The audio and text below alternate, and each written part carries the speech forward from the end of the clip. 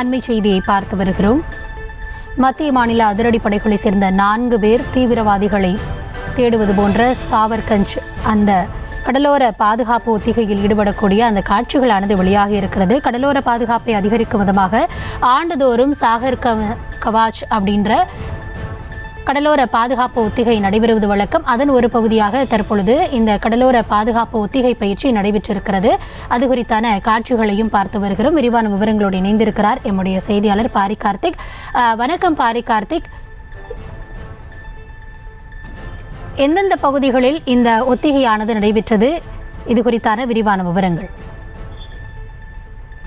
கௌதமி, கடல் வழி மற்றும் கடலோர பாதுகாப்பு பகுதியை பலப்படுத்தும் விதமாக அவ்வப்போது அனைத்து பாதுகாப்பு துறை மற்றும் கடலோர காவல்துறையும் இணைந்து கடல் பகுதியில் சோதனை ஈடுபடுவாங்க. அதன் ஒரு பகுதியாக பார்த்தா ஆபரேஷன் சாகர் கவாச் பாதுகாப்பு ஒத்திகை இன்னைக்கு இன்று நடைபெற்று வருது. இன்றும் நாளையும் 2 நாட்கள் இந்த ஒத்திகையானது நடைபெறுது.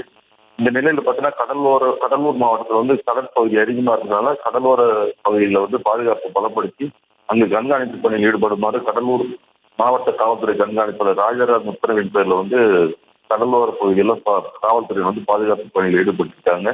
இந்நிலையில இன்று காலை சித்திரைப்பேட்டை கடற்பகுதியில் சந்தேகத்துக்கு இடமாக ஒரு படகு அங்க நின்று அங்கு பாதுகாப்பு பணியில் கடலோர காவல்துறைக்கு அந்த காவலர்கள் அந்த பகுதிக்கு சென்று அந்த படகுல சோதனை செய்யும் போது மாறு வேடத்தில் 4 பேரை காவல்துறையினர் கைது செய்யறாங்க.